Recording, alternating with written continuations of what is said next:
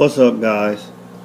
Steve here from Warrior Planet Tanks, and I finally got this thing planted up and stocked. So real quick, I just want to give you guys a quick look of it and some of the fish that I got in here, and we'll go from there. You guys gotta excuse me. Samsung's dead, so I'm using this crappy iPhone product. It's an iPad, but it works. And before I forget, I did look up this plant. It's a ruffled sword, and it's in the description of the scape video, but I promised that I would do that, and it threw me off because of the leaf form, but it's already starting to ruffle, but that's what that is. So back to it. I got a nice mix of fish in here. It's a real classic mix that I chose to go with. So I just wanted to go over some of the species real quick. Let me zoom out and give you guys a better look. But that's what we got. I'm okay with it. I'm gonna keep these aerators going. I like the bubbles. I ain't even gonna lie. I might throttle down on them to make finer bubbles. We'll see. But so far so good.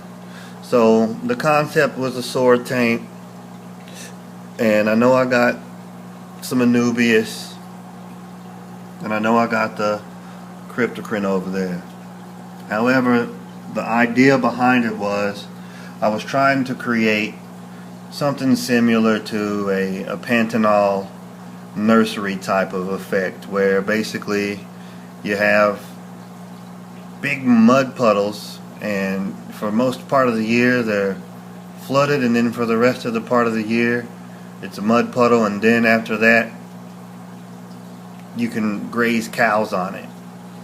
So I was looking for this effect right here, where you got the wood with the big sword plants, which would be marginal plants in the wild until they're flooded, and then the fish that go with them. And I kind of mismatched it on the fish a little bit, but not so much. The Buenos Aires is a straight up Pantanal fish, as is the Prostella. Not so much the Rosies that I have in here, but I like them, and I like the look that they give to the tank. I got 5 silver angels in here. The babies, I want to raise them from young. I want to see which ones pair up, which ones make it. Right now I'm giving these guys a 75-25 chance of survival, just based on how tiny they are. I'm going to give them a day. I got them heated up. I'm going to get them greedy. Once they get greedy, I'll start pumping some serious high protein food into them, and if I can keep them alive for 2 weeks, then I got them. Ain't nothing to it. I'm looking at them. They're a little beat up, but for the price I paid for them, they're okay, and I always buy angels cheap and fix them, so this ain't my first rodeo with that. I was going to put Ultims in here. I looked at some Peruvians, but for the size, I wasn't paying for those. I'm going to wait. I want F1s anyway, so I'm going to pay for F1s. So real quick, let's go over the species of fish we have in here. Let's start off with these silver angels. And these aren't the best 2 representatives. I got 5 in here, and there's one over here tucked away in that corner back there.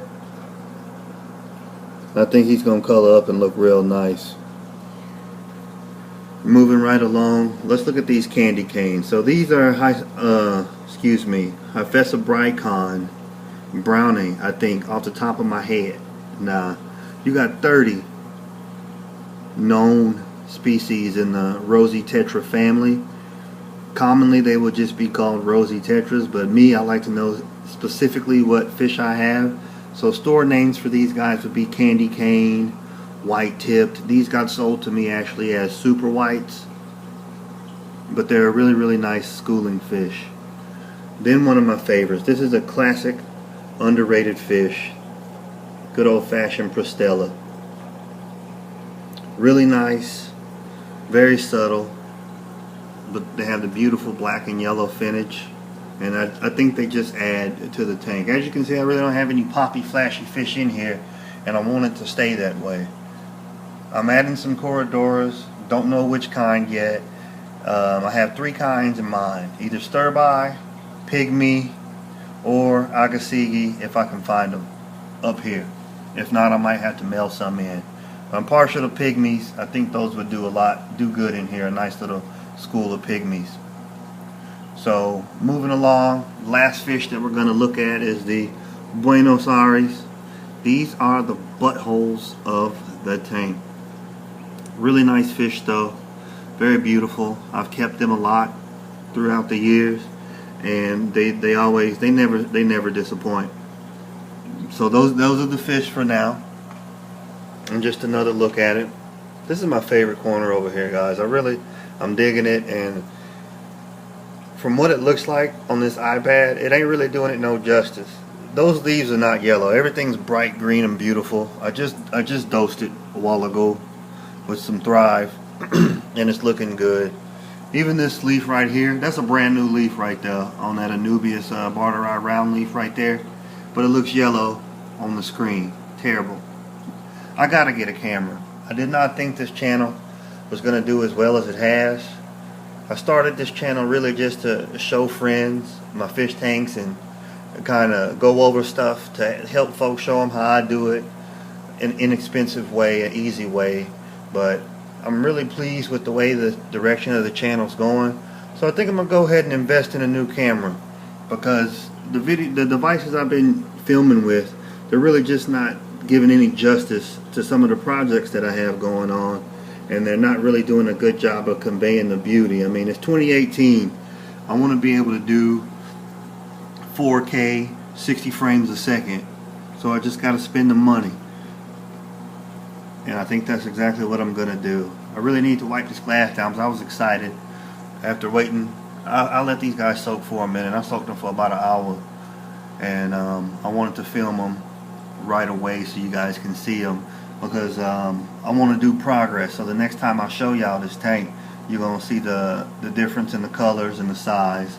He's still clamping, so I'm gonna heat them up a little more and see how they roll.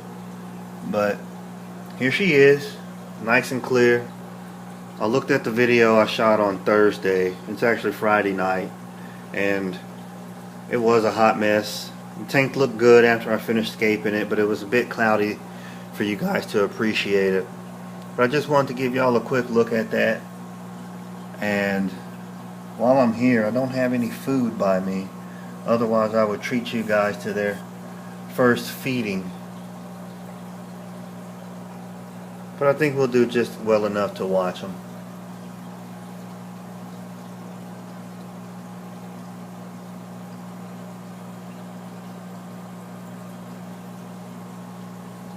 I want to thank you guys for all your support,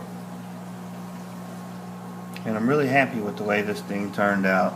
I'm looking forward to it growing in and turning into exactly what I wanted to. But here is the first stocked update on my Amazon Sword concept tank. This is Steve from Warrior Planet Tanks. You guys have a great weekend, and I'll see you later. I'm out.